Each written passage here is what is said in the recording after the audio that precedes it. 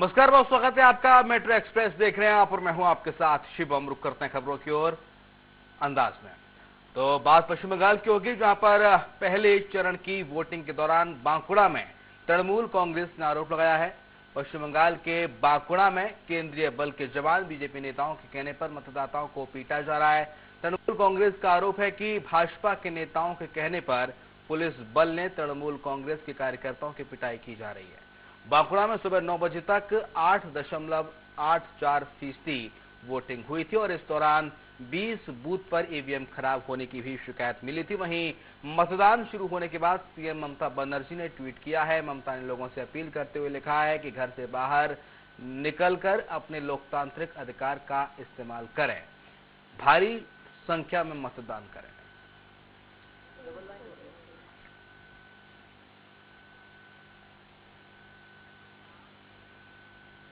और बात हुगली की, जहां पर श्रीरामपुर विधानसभा क्षेत्र से भाजपा उम्मीदवार कबीर शंकर बोस के पक्ष में चुनाव प्रचार में केंद्रीय महिला व बाल कल्याण राज्य मंत्री शामिल हुई। उन्होंने भगवान जगन्नाथ के मंदिर पहुंचकर भाजपा उम्मीदवार की जीत का आशीर्वाद मांगा। इसके बाद मंत्री भाजपा के पक्ष में चुनाव प्रचार करने क्षेत्र में निकल गए। इस अवसर पर बड़ी संख्या में भाजपा कार्यकर्ता मौजूद थे।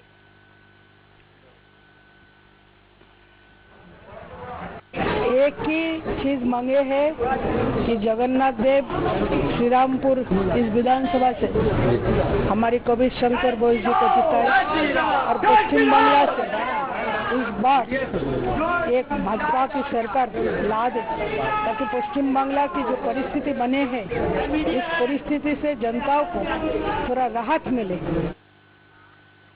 हुगली जिले के आरामबाग के कालीपुर कॉलेज में मॉक पोल टेस्ट के दौरान तृणमूल कांग्रेस की तरफ से जमकर विरोध प्रदर्शन किया गया। जानकारी के अनुसार मॉक पोल टेस्टिंग के दौरान कुछ कागजात में गड़बड़ी पाई गई। तृणमूल कांग्रेस के पोलिंग एजेंट सही दस्तावेजों की मांग को लेकर विरोध प्रदर्शन करने लगे। हालांकि चुनाव आयोग के कर्मचारियों ने मामले में मीडिया से बात नहीं की और उच्च अधिकारियों का हवाला देकर पड़ला झाड़ लिया। আচ্ছা, আমাদের যারা আজকে চেকিংয়ে যারা আমাদের দলের নেতৃত্ব এজেন্টরা এসছেন তারা সেটা সাথে সাথে চ্যালেঞ্জ করেন এবং চ্যালেঞ্জ করার পরে গোগার্জিয়ার যে ভিডিও আছে তিনি জোর করে চাপিয়ে দেওয়ার চেষ্টা করছে যে এটাই ঠিক, যেটা বলবো সেভাবেই হবে। ও ঠিক আছে, এরকম একটা মানসিকতা এবং কোনো কিছু তেমন অনলাইন ছিল না। আমরা দুরকম লিস্ট মিলিয়ে দেখেছি, ঠিকঠাকই আছে। আমরা ঠিকঠাকভাবেই জিনিসটা করে দিয়েছি। হ্যাঁ, তো কিছু সমস্যা কিছু হয়নি, জিনিসটা চালুও হয়েছে, সুষ্ঠুভাবে কাজ চলছে।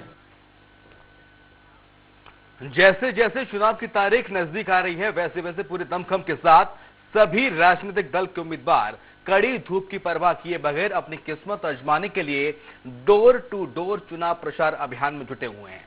चापदानी विधानसभा क्षेत्र से इस बार तृणमूल कांग्रेस के टिकट पर अपनी किस्मत आजमा रहे चापदानी नगरपालिका के retired chairman Arindam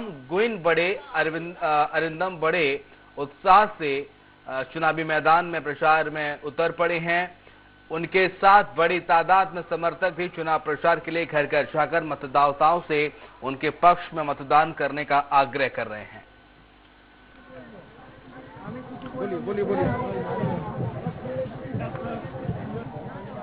mobile charge দিতে 10 টাকা 5 টাকা করে নেয়, দোকানে চার্জ দিতে নিয়ে যায়। রাস্তা নেই, বর্ষার সময় এক হাঁটু কাদা হয়, জল হয়, খুবই কষ্ট আমাদের। মানে কিছুই নেই না। अच्छा, वो जो पॉलिटिकल लीडर है वो आता जाता रहता है यहाँ पे तो না, আসে না কেউ। कृष्णागंज विधानसभा क्षेत्रों में ये गांव हाटरा उत्तरपाड़ा, ये गांव की लोगों की मांग है सड़क और विद्युत की। पिछले 40 सालों से ये गांव वंचित है सरकारी सुविधाओं से। पश्चिम बंगाल नदिया से प्रसेनजीत विश्वास, स्वराज एक्सप्रेस। पश्चिम बंगाल के पूर्वी वर्धमान में तृणमूल कांग्रेस के उम्मीदवारों ने अपना नामांकन पत्र दाखिल किया। जिले की 7 विधानसभा क्षेत्रों से प्रत्याशियों ने नामांकन जमा किया। उम्मीदवारों ने नामांकन दाखिल करने के लिए शहर के प्रमुख मार्गों से रैली निकाली। उम्मीदवारों का दावा है कि जिले के हर विधानसभा क्षेत्र से तृणमूल कांग्रेस जीतेगी। রায়না বিধানসভার সমস্ত মানুষের আশীর্বাদ নিয়ে, রায়না বিধানসভার সমস্ত আমাদের মানুষের ভালোবাসা নিয়ে আজকে আমি নমিনেশন ফাইল করছি। আজকে আমাদের সমস্ত রায়না বিধানসভার মানুষ দোষ নাম নিয়ে তার ফল দেবে, বা দোষ নাম নিয়ে যে আশীর্বাদ আজকে আমাকে আশীর্বাদ করেছেন, দোষ নাম নিয়ে প্রত্যেকটা মানুষ, প্রত্যেকটা আমাদের রাজ্যবাসী আমাদের দেখতে পাবে যে আমাদের মাননীয় মুখ্যমন্ত্রী কিভাবে তৃতীয়বার জন্য মুখ্যমন্ত্রী হবে, গোটা মানুষ সেটা যেভাবে ভালোবাসছেন মানুষ। और बात मुंबई की होगी, जहां पर महाराष्ट्र में कोरोना संक्रमण के बढ़ते मामले को लेकर प्रदेश सरकार आज कोई अहम फैसला ले सकती है। सीएम उद्धव ठाकरे ने राज्य के सभी जिला कलेक्टरों की बैठक बुलाई है, जहां बैठक में कोरोना के बढ़ते मामलों की समीक्षा करेंगे। ऐसे में बैठक के बाद सीएम कोई बड़ा ऐलान कर सकते हैं। बता दें कि बीते 24 घंटे में महाराष्ट्र में 35,000 से ज्यादा कोरोना के केस सामने आए हैं। महाराष्ट्र के बीड जिले में आज से 4 अप्रैल तक के लिए लॉकडाउन लगाने की शुरुआत कर दी गई है। इससे पहले नागपुर में 15 से 21 मार्च तक टोटल लॉकडाउन लागू किया गया था। बता दें कि सीएम उद्धव ठाकरे की पत्नी रश्मि ठाकरे और उनके मंत्री बेटे आदित्य ठाकरे भी कोरोना पॉजिटिव हो गए हैं।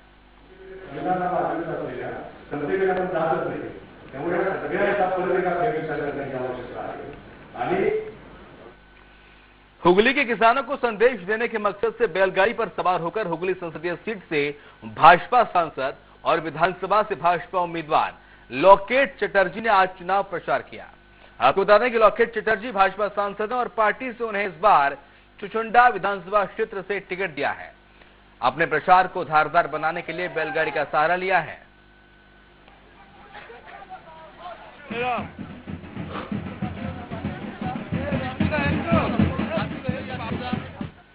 महाराष्ट्र के मुंबई शहर में ड्रीम्प मॉल इमारत में सनराइज अस्पताल में देर रात आग लग गई, जिससे कोविड-19 के चलते 10 लोगों की मौत हो गई, तो वहीं कई लोग आग की लपटों में झुलस गए हैं। मामले की जानकारी लगते ही सीएम उद्धव ठाकरे पहुंच गए और पीड़ित और मृत लोगों के परिजनों से भी मिले। सीएम ठाकरे ने सभी लोगों से माफी मांगी और कहा, मामले में जांच की जा रही है, जो भी दोषी होगा उस पर कड़ी कार्रवाई की जाएगी।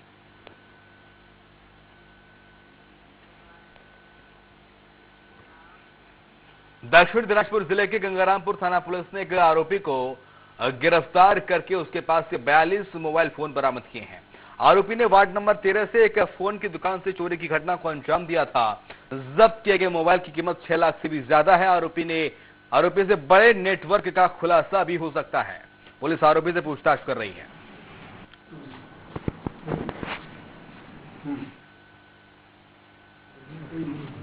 गंगारामपुर थाना एक केस है, ये पापाई दास वार्ड नम्बर 13 তার দোকান থেকে বেশ কিছু মোবাইল চুরি গেছে। সেই কেসের ইনভেস্টিগেশন করে হিলির রামকৃষ্ণপুরের হুমায়ুন মণ্ডলকে অ্যারেস্ট করা হয়, তাকে রিমান্ডে নেওয়া হয় এবং ডিউরিং রিমান্ড পিরিয়ড তার কাছ থেকে हावड़ा विधानसभा क्षेत्र से भाजपा उम्मीदवार राहुल सिन्हा ने जॉय गाची सुपरमार्केट में एक रैली निकाली। रैली में जहां 1000 से ज्यादा कार्यकर्ता कई दलों को छोड़कर भाजपा में शामिल हो गए। उसके बाद हावड़ा रेलगेट 2 नंबर पर तक एक विशाल जुलूस का आयोजन किया गया। हालांकि राहुल सिन्हा को जीत का पूरा भरोसा है।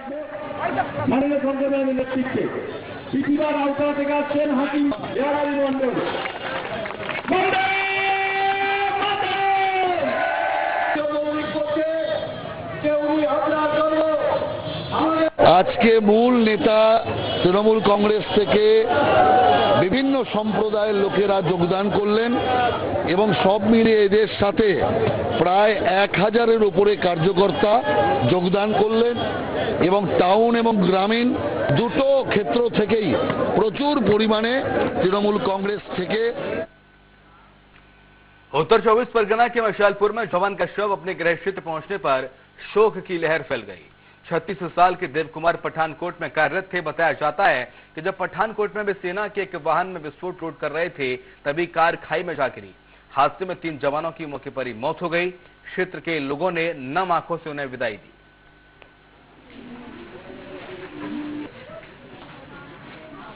আমরা 25 তারিখ বেলা 11টার সময় সংবাদ পাই ওরা কোনো ফ্রেন্ডের কাছ থেকে সংবাদ পেয়ে আমরা ব্যাপারটা জানতে পারি যে ওর একটা ট্রেনিং ছিল, সেখানে যাচ্ছিল, সেখান থেকে গাড়ি পাল্টি খেয়ে ওদের কিছু বিস্ফোরক ছিল সেগুলো ব্লাস্ট করে এবং সেখানেই স্পট ডেথ হয় তিনজন, তার মধ্যে ভাই ছিল। पश्चिम बर्धमान जिले की 9 सीटों के लिए 26 अप्रैल को मतदान होगा। वहीं जिला और पुलिस प्रशासन निष्पक्ष और शांतिपूर्ण मतदान के लिए तैयारी शुरू कर दी है। झारखंड के सीमावर्ती जिलों की पुलिस और प्रशासनिक अधिकारियों के साथ अंतर्राज्यीय बैठक करके सुरक्षा व्यवस्था चर्चा की गई। इस अवसर पर डीसी और एसपी मौजूद थे। प्रशासन ने सीमावर्ती थानों की सीमा से लगे क्षेत्रों के अपराधियों और असामाजिक तत्वों पर निगरानी बढ़ा दी है। वहीं अवैध शराब और हथियारों की तस्करी रोकने पर चर्चा की गई।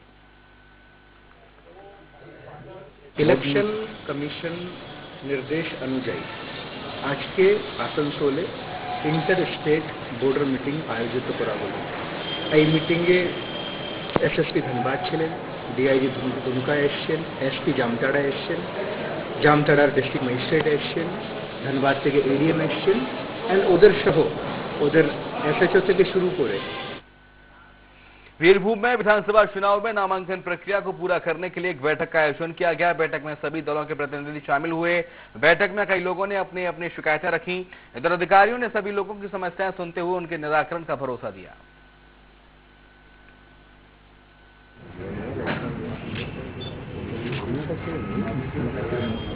जलपाईगुड़ी के ड्रमग्राम फुलबाड़ी में निर्दलीय प्रत्याशी आलोक सेन ने नामांकन पत्र दाखिल किया। इस दौरान भाजपा के नेता रहे आलोक सेन ने कहा कि तृणमूल कांग्रेस ने प्रदेश को बर्बाद कर दिया है और इसी कारण ड्रमग्राम फुलबाड़ी से चुनाव लड़ रहा हूं। 62 জন নির্দল প্রার্থী খেলা হয়েছে। আচ্ছা, প্রতিটা ইস্যুতেই একটা করে বিক্ষুব্ধ প্রার্থী রয়েছে। হ্যাঁ, প্রত্যেকটা জায়গায় 262 জন নির্দল প্রার্থী দাঁড়িয়ে। তাহলে রেজাল্ট এবার কি হবে মনে করছেন? রেজাল্ট দেখুন, বিক্ষুব্ধরা জিতবে। पश्चिम बंगाल के नगराकाटा में होली उत्सव धूमधाम के साथ मनाया जाएगा। वहीं आदिवासी लोगों के बीच जंगलों में शिकार करने की सामाजिक परंपरा रही है। हालांकि ये प्रथा लगभग विलुप्त होती जा रही है। इधर वन विभाग ने अवैध शिकार विरोधी अभियान शुरू किया है। यह अभियान 31 मार्च तक जारी रहेगा। अभियान के दौरान सभी से वन्य जीवों के शिकार नहीं करने की अपील की जा रही है। 1972 के अनुसार हावड़ा के खेजूरी में गोड़ाहार जलपाड़ प्राथमिक विद्यालय के 185 नंबर बूथ पर भीड़ जमा करने पर शिकायत दर्ज कराई गई। बूथ के 100 मीटर के दायरे में भाजपा कार्यकर्ताओं ने भीड़ जमा की। इसकी शिकायत निर्वाचन अधिकारियों से की गई है।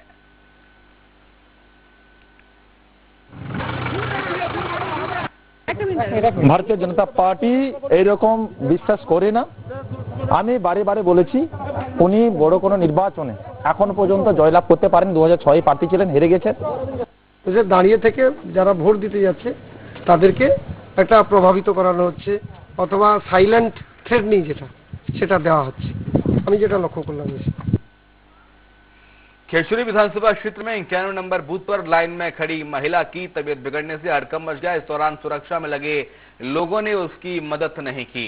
स्थानीय लोगों ने उसे अस्पताल पहुंचाया। लोगों का आरोप है कि मतदान केंद्र पर सुविधाएं नहीं दी गई हैं।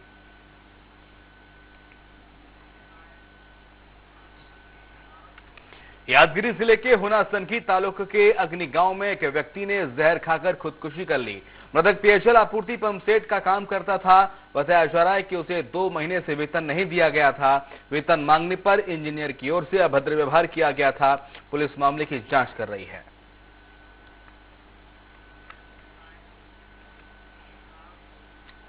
चिकबल्लापुर के अलीपुरा गांव में शादी के घर पर द ग्रेट खली को देखने के लिए हजारों लोग जमा हो गए। इसके चलते लोगों ने कोरोना गाइडलाइन की खुलकर धज्जियां भी उड़ाई। बता दें कि अल्लापुर ग्राम के हीरे के व्यापारी हसन राज के पुत्री का विवाह का आयोजन किया गया। इस अवसर पर बड़ी संख्या में लोगों ने एक दूसरे से साझा कर जमकर वीडियो बनाया।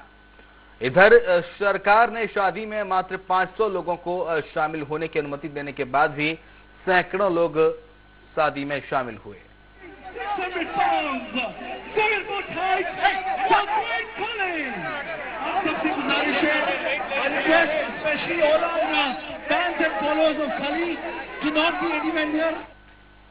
चिकबल्लापुर में भारतीय जनता पार्टी के पूर्व अध्यक्ष बीसी नंदीश को जिला सचिव और विराट शैव महासभा की जिला अध्यक्ष नियुक्त किया गया है। नियुक्ति पर उन्होंने कहा कि पार्टी के काम के प्रति मेरी निष्ठा को स्वीकार किया गया। उन्होंने मुख्यमंत्री येदियुरप्पा नलिन कटील का आभार व्यक्त किया। ಭಾರತೀಯ ಜನತಾ ಪಕ್ಷ ನಾನು ನಿಕಟಪೂರ್ವ ಅಧ್ಯಕ್ಷನಾಗಿದ್ದೆ, ಈಗ ಜಿಲ್ಲಾ ಕಾರ್ಯದರ್ಶಿಯಾಗಿದ್ದೀನಿ. ಪಕ್ಷ ನನ್ನ ನಿಷ್ಠೆಗೆ ಹಾಗೂ ಒಂದು ಪಕ್ಷದ ಕೆಲಸವನ್ನು ಮಾಡಿದ್ದಕ್ಕೆ ಗುರುತಿಸಿ ನಮ್ಮ ಮುಖ್ಯಮಂತ್ರಿಗಳು ಸನ್ಮಾನ್ಯ ಬಿ ಎಸ್ ಯಡಿಯೂರಪ್ಪಾಜಿಯವರು कर्नाटक के पूर्व मंत्री रमेश जारकीहोली के सीडी मामले में पीड़ितों की ओर से एक बयान दिया गया है। इसको लेकर पार्टी के पूर्व अध्यक्ष रमेश कुमार ने कहा है कि पीड़ितों की ओर से मदद क्यों मांगी जा रही है। बता दें कि पीड़ितों का कहना है कि हम एक बेटी के लिए खड़े हैं।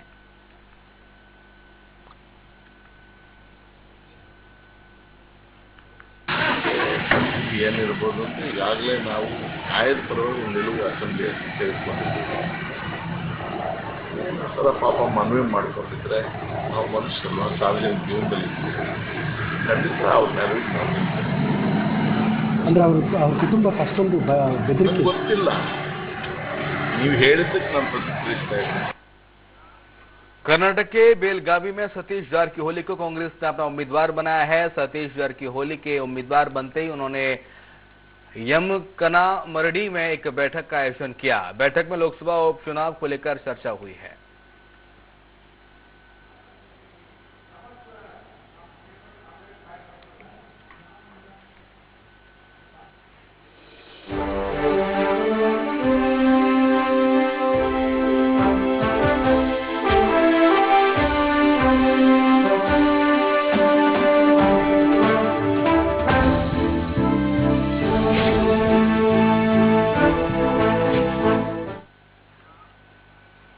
और अब बात आंध्र प्रदेश की खबरों की होगी। भोपाल के स्मार्ट पार्क में मुख्यमंत्री शिवराज सिंह चौहान ने पौधरोपण किया। शीशम का पौधा लगाने के बाद मुख्यमंत्री शिवराज सिंह चौहान ने कहा कि पेड़ लगाना उनके जीवन में शामिल हो गया है। प्रदेश में हुई 3 ऐसी घटनाएं हुई हैं जो बर्बरता की सारी हदें पार करती हैं। इस पर सख्त कानून बनाने के लिए कानून विशेषज्ञों से राय ली जा रही है। ऐसी घटनाएं दोबारा ना हो, इसके लिए भी विशेष प्रयास किए जाएंगे और तीनों पीड़ित महिलाओं को 4-4 लाख की सहायता राशि उपलब्ध कराई जाएगी।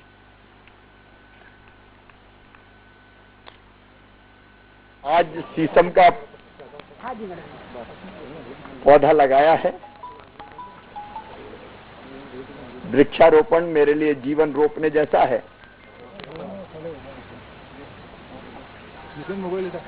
और लगातार वो संकल्प पूर्ति का क्रम जारी है। पिछले 15-20 दिनों में जो 3 हृदय विदारक घटनाएं हुई है, उसके कारण मैं सोचने पर बाध्य हुआ कि सरकार ऐसी घटनाओं पर चुप नहीं बैठ सकती। इसलिए मैंने आज एक विशेष बैठक बुलाई और बैठक में 3 निर्देश मैंने दिए हैं जिस पर काम होगा। एक तो परिवार के द्वारा, पति के द्वारा हाथ काटना या कोई भी अंग भंग करना, इस तरह की घटनाएं भी प्रकाश में आती है कि नाक काट दी, कान काट दिए। हमारा समाज ऐसा बर्बर नहीं हो सकता और ऐसी बर्बरता की इजाजत नहीं दी जा सकती। इसलिए अगर अंग भंग कोई करता है, पति करता है, तो मैंने कल भी कहा था वो विश्वास का खून है, रिश्तों का खून है। इसलिए उस पर कड़ा कानून बनना चाहिए। अभी 307 के अंतर्गत ही उस पर कार्रवाई होती है। समाज में मैसेज जाए कि ऐसी घटना अगर किसी ने की तो वो छोड़ा नहीं जाएगा। 307 तो दूसरा काटता तो भी लगती है। इसलिए इस जघन्यतम अपराध के लिए बड़ी सजा क्या हो सकती है, इससे वर्कआउट करेंगे। अब ये तीनों घटनाओं में 4-4 लाख रुपए की आर्थिक सहायता तीनों बहनों को देने का हमने फैसला किया है। लेकिन एक वेलफेयर स्कीम जिसमें उनकी जिंदगी ठीक से गुजर सके, उसको बनाने का भी मैंने निर्देश दिया है। ग्वालियर पहुंचे केंद्रीय कृषि मंत्री नरेंद्र सिंह तोमर ने कहा है कि आज पश्चिम बंगाल और असम में पहले चरण का मतदान हो रहा है। उन्होंने कहा कि असम में हमारी सरकार थी और सरकार ने बहुत अच्छा काम किया है। हम लोगों को सरकार का एहसास बहुत लंबे समय बाद हुआ है। बंगाल में भी जिस प्रकार की अराजकता सरकार के संरक्षण में चल रही है, उसके बारे में भी सुनिश्चित हो रहा है कि हमारी सरकार बनेगी। शाम में आज वोटिंग का दिन है, पहला चरण शुरू हो रहा है। दोनों राज्यों में भारतीय जनता पार्टी की स्थिति अच्छी है और दोनों राज्यों में भारतीय जनता पार्टी बहुमत के साथ सरकार बनाएगी। कोरोना के बढ़ते मामले को देखते हुए प्रशासन के द्वारा होलिका दहन पर बैन लगाने के मामले में अब राजनीति शुरू हो गई है। भाजपा नेता और पश्चिम बंगाल की बीजेपी के प्रभारी कैलाश विजयवर्गीय ने इसका विरोध किया है। कैलाश विजयवर्गीय ने ट्वीट कर कहा है कि होलिका दहन रोकना अनुचित है। इंदौर के जिला प्रशासन ने होली दहन नहीं करने के आदेश दिए हैं। ये बेहद आपत्तिजनक फैसला है। इससे जनता की धार्मिक भावनाएं आहत होंगी। हालांकि इस मामले में अब ग्वालियर पहुंचे केंद्रीय कृषि मंत्री नरेंद्र सिंह तोमर से पूछा गया तो उनके कैलाश विजयवर्गीय के बयान पर असहमति जताते हुए उन्होंने कहा कि कोरोना को देखते हुए आम आदमी की सुरक्षा पहली प्राथमिकता है और यही कारण है कि केंद्र सरकार ने जो प्रोटोकॉल बनाया है उसका पालन हम सभी को करना चाहिए। कोविड संकट है, सेंट्रल गवर्नमेंट ने कोविड प्रोटोकॉल जारी किया है। सभी को सुरक्षित और स्वस्थ रहने के लिए कोविड प्रोटोकॉल का पालन करना।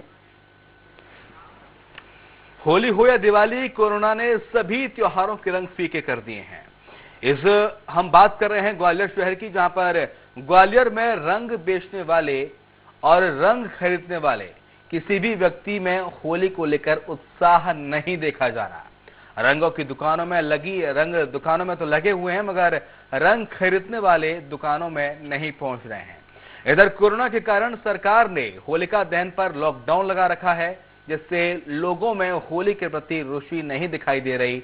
हालांकि दुकानदारों का कहना है कि अगर सरकार होलिका दहन के लिए लॉकडाउन नहीं लगाती तो हम भी 2 पैसे कमा लेते, मगर अब करें तो करें क्या। कल यानी रविवार को होलिका दहन है और सोमवार को होली खेली जाएगी, लेकिन उससे पहले ही जो फरमान आया है कि होलिका दहन यानी रविवार के दिन टोटल लॉकडाउन रहेगा ग्वालियर शहर में। इसको लेकर अब जो दुकानदार हैं वो काफी मायूस हैं। व्यापार ही खत्म हो गया, बिल्कुल ग्राहक नाम की चीज नहीं है। देख रहे हो आप, आधा घंटे से कोई पूछने नहीं आया, क्या लेके बैठे हो। शासन के निर्णय हो गए, आदमी वैसे ही घबराया हुआ था और घबरा गया। जनता में दहशत हो गई है। लोग होली, अब जब शासन का ऐसा निर्णय आ गया तो लोग होली खेलने से ही कतराएंगे, तो सामान काय के लिए खरीदेंगे। और कल जो मेन दुकानदारी होती है या जो ग्राहक त्योहार वाले दिन निकलता है, अब कल लॉकडाउन है तो पब्लिक निकलेगी ही नहीं, तो दुकानदारी भी होने को कोई मतलब ही नहीं है। कितना नुकसान आपको हो रहा है इससे? क्या पूरा नुकसान ही है, क्योंकि मेन दुकानदारी तो त्योहार वाले दिन ही होती है। क्या मानते हैं, आपको इस तरह से त्योहार के दिन लॉकडाउन लगना चाहिए था कि नहीं लगना चाहिए था? क्योंकि इस तो शायद 2 दिन बाद भी अगर ऐसा कर सकते थे। ये तो शासन की मर्जी है, लेकिन फिर भी उन्होंने कल का दिन छूट देना चाहिए थी। और परसों जिस दिन होली खेलती है उस दिन के लिए अगर लॉकडाउन कर देते तो कल तो कम से कम थोड़ा सा आदमी बाजार में निकल जाता, पूजा का सामान ले लेता, जो भी उसको चाहिए त्योहार से संबंधित चीज वो अपना ले लेता। देखिए, बिल्कुल बहुत सही बात है। होली का त्योहार साल में एक बार आता है और इस दौरान इस तरह से प्रतिबंध लोगों को रास नहीं आ रहा है। उनका कहना है कि होली खेलने के दिन प्रतिबंध हो सकता था क्योंकि पूजा पाठ का दिन है और होलिका दहन होगा उस दिन प्रतिबंध नहीं है।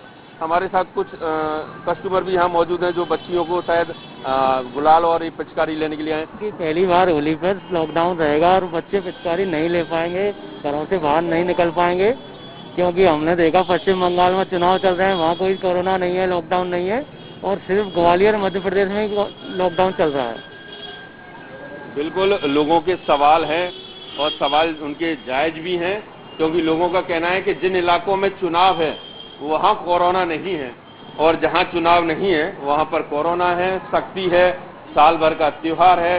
सब इस त्योहार पे एक दूसरे के रंग में सराबोर हो जाते हैं, एक दूसरे के पास जाते हैं, गुलाल लगाते हैं। लेकिन जैसे अब लॉकडाउन कल रहेगा और परसों भी प्रतिबंध रहेगा, उससे लोगों में मायूसी देखी जा सकती है और कई तरह के सवाल भी खड़े हो रहे हैं। कैमरामैन विजया के साथ ग्वालियर से स्वराज के लिए विनोद शर्मा।